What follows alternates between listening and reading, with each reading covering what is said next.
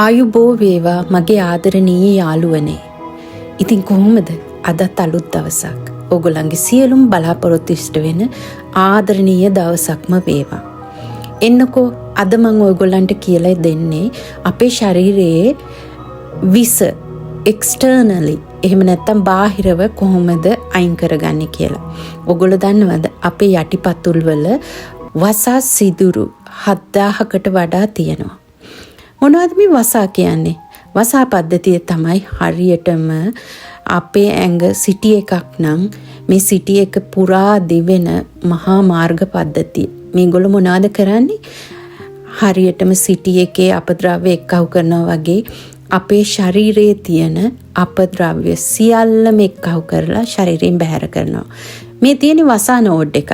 මේක තුල තමයි වසා දියරය අපේ ඇඟේ හැම ටිෂු එකකටම මසල් එකකට ගිහිල්ලා තියෙන අපද්‍රව්‍ය ඉවත් කරන්නේ. මේ බලන්නකෝ. මේ දිගටම පැය 24 පුරාම වැඩ. හරියටම ගාබේජ් ට්‍රක් ඇවිල්ලා අපේ අපද්‍රව්‍ය සිටි එකෙන් බැහැර කරනවා වගේමයි. ඔන්න බලන්න මේ ක්‍රියාවලිය හරියටම සිදු වෙනවද? සිද්ධ කරගන්න අපි උදව් වෙන්නේ කොහොමද කියලා තමයි මම අද කියලා දෙන්නේ. පළවෙනිවෙනි මේකට උවමනා වෙනවා hot water. hot water වලින් මොනවද කරන්නේ? මේ lymph fluid එක එහෙම නැත්නම් වසා තරලය ඉක්මනින්ම මූව් කරන්න ඒක ස්ටිමියුලේට් කරනවා. ඒ වගේමයි හොඳ රුධිර සංසරණය ස්ටිමියුලේට් කරනවා වගේම මසල් රිලැක්ස් කරනවා. ඉතින් hot water එක ගන්න ඕන අපේ කකුල පොවන්න පුළුවන් ප්‍රමාණයට. ඒ වගේම තමයි 100% pure natural Epsom salt tooth මේකට අවශ්‍ය වෙනවා. මේකෙන් Epsom salt කප් එකක් ඕන වෙනවා. ඉතින් Epsom salt මොනවද අපේ ශරීරයට කරන්නේ? Epsom salt වලින් මොකද කරන්නේ? Epsom salt වලින් තියෙන magnesium විසින් අපේ muscles හරියටම රිලැක්ස් කරනවා. ඒ විතරක් නෙවෙයි ශරීරයේ තියෙන ප්‍රදාහය අවම කරන්නත් heavy metal ශරීරයෙන් ඉවත් කරන්නත් Epsom salt වලට පුදුම හැකියාවක් තියෙනවා. එතකොට Epsom salt හා උණු වතුර විතරක් ඇතිද? නෑ. තවත් ද්‍රව්‍යයක් ඕන වෙනවා. ඒ තමයි apple cider vinegar. apple cider vinegar කෝප භාගයකුත් මේ අපේ උණු වතුර මිශ්‍රණයට දාගන්න ඕන.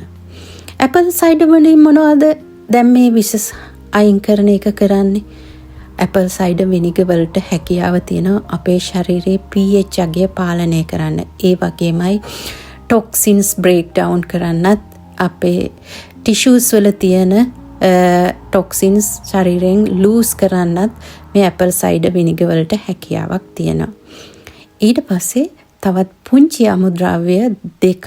එකක් ඉඟුරු, එකක් නැත්තම් rosemary ඉත්තක් අපේ මේ උණු වතුර soaking solution එකට දාගන්න ඕන. මේකෙන් මොකද්ද කරන්නේ? rosemary වලට හා ඉඟුරු වලට හැකියාව තියෙනවා අපේ ශරීරයේ රුධිර සංසරණය ස්ටිමියුලේට් කරන්නත් ඒ වගේම මේ පසුතැවි තැන් වල තියෙන වසා සංසරණය වැඩි කරන්නත්. ඒ වගේම මේක හරියට brushing broom එකක් වගේ ක්‍රියා කරනවායි කියලා තමයි විද්‍යාඥයෝ කියන්නේ. ඉතින් මේ හදාගත්ත ද්‍රාවණයේ ඇතුලේ අපේ කකුල් දෙක විනාඩි 20කට වඩා සෝක් කරන්න ඕන. ඒ විතරක් නෙවෙයි. ඒ සෝක් කරාට පස්සේ dry brush එකකින් අපේ කකුල දණහිස දක්වා හොඳින් මසාජ් කරන්න ඕන. ඉතින් මේ විදිහට කරොත් ඔයගොල්ලන්ගේ ශරීරයේ විෂ ශරීරයෙන් හරියටම ඉවත් වෙනවා. ඉතින් ආයෙත් දවසක මේ වගේ ලස්සන වැදගත් අධ්‍යාපනික වීඩියෝ එකක් අරගෙන ඕගොල්ලෝ ළඟට එන්න. එහෙනම් සුබ දවසක්.